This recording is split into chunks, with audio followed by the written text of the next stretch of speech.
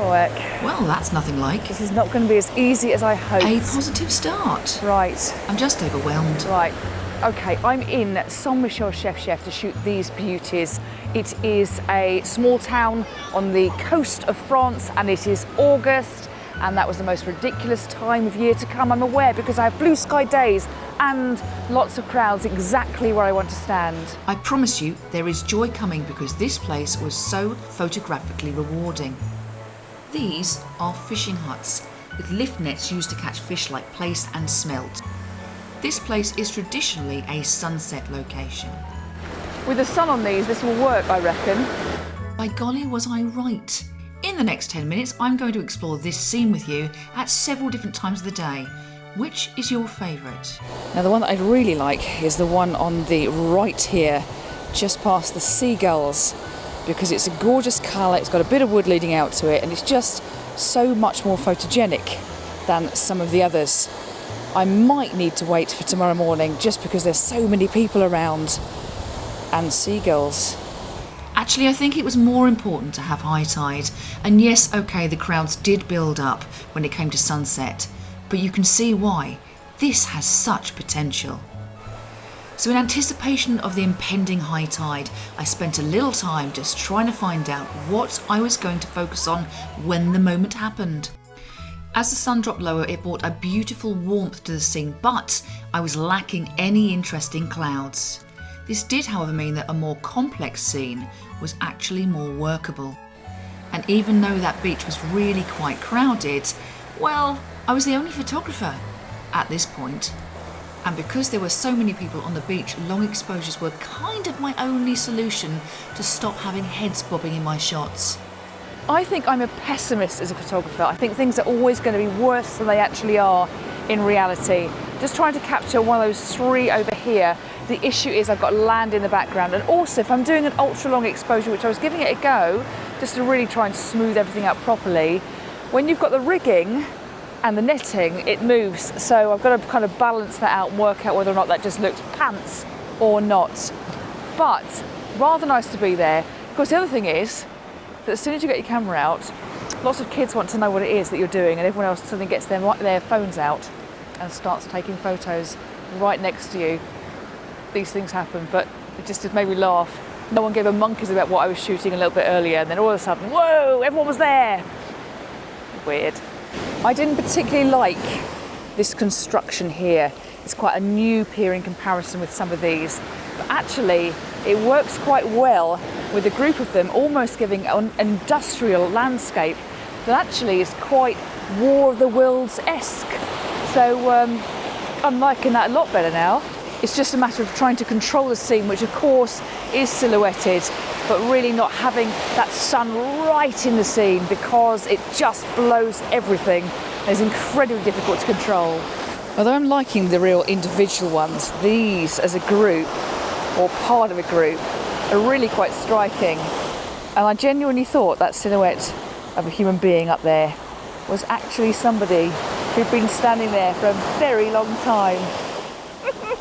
Div. Indeed. So, things what I have discovered.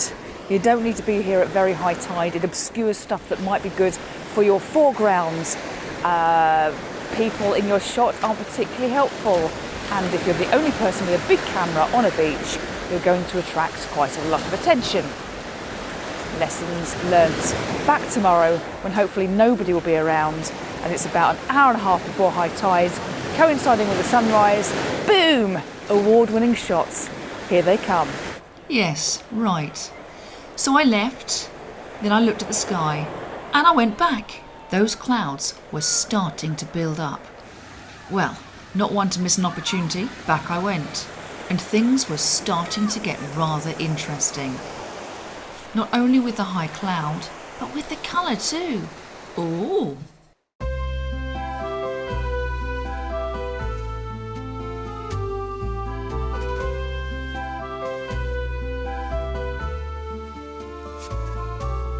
It was a scene that everybody was just enjoying, and I didn't moan once to myself about these children standing in my shot. Not at all. And those colours were just quite intense, even though I'm liking a quieter scene colour-wise at the moment. This was special. My last shot of the night before things got just a bit too dark. Okay, well I know I'm a whingy mare because this was just far more than I anticipated, and Wanting to soak in the scene. look at it. Yeah, we are, love. Right, I've got to do it tomorrow morning I think, just for the sheer hell of it, but that's bloody good. Language? That's all I can say. If only that were true. I could say a lot more, but it's bloody good. Sleep, girl. Ah, pants. A clear sky. Crikey. What a difference the tide makes. Well, it's the morning after the night before. The town came out onto the beach last night. They had a DJ until about 11:30 and some fabulous fireworks. It's definitely the morning after the night before.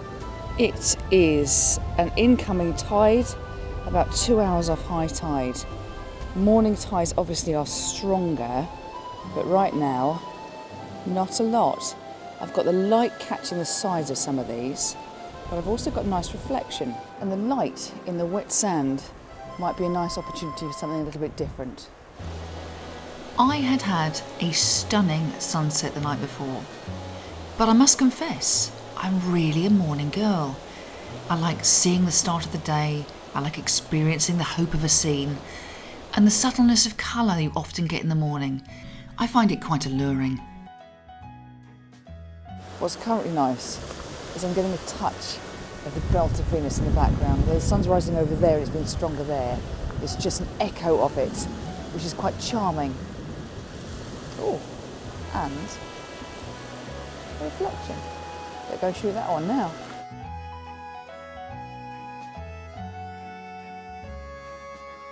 Whilst waiting for the tide to get into optimal position, I just took my time to soak it all in. After all, that's really why I do landscapes. To slow down, to observe, take it all in. I'm not one for hustle and bustle. That's why I'm not a street photographer. If I have a location to myself, it's really special. And I think that is partly why I like mornings so much. People are less likely to be there. And with the exception of my husband with the drone, hello there, I actually enjoy the silence. I know, considering I never shut up, that's a small miracle.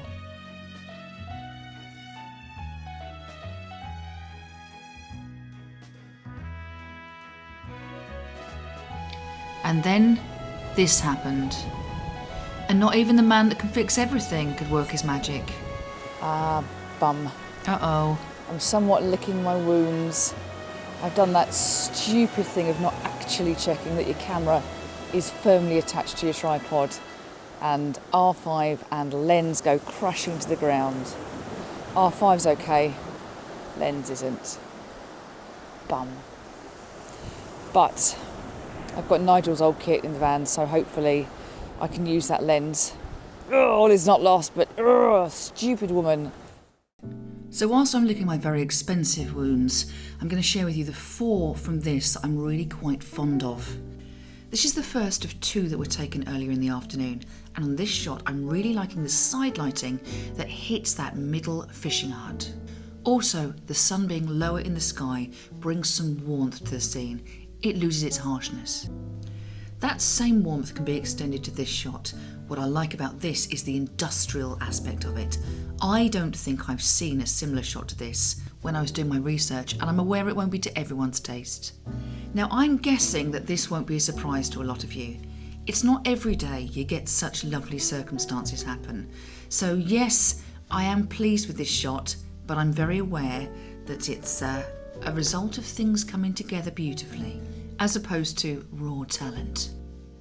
This morning after the night before shot really does make me smile, but I think it's because I had the whole place to myself.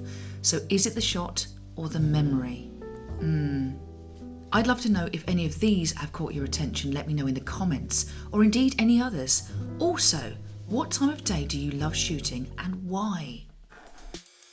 Anyway, Thank you for joining me today. Wherever I am next time, I look forward to taking you with me. In the meantime, have a cracking couple of weeks.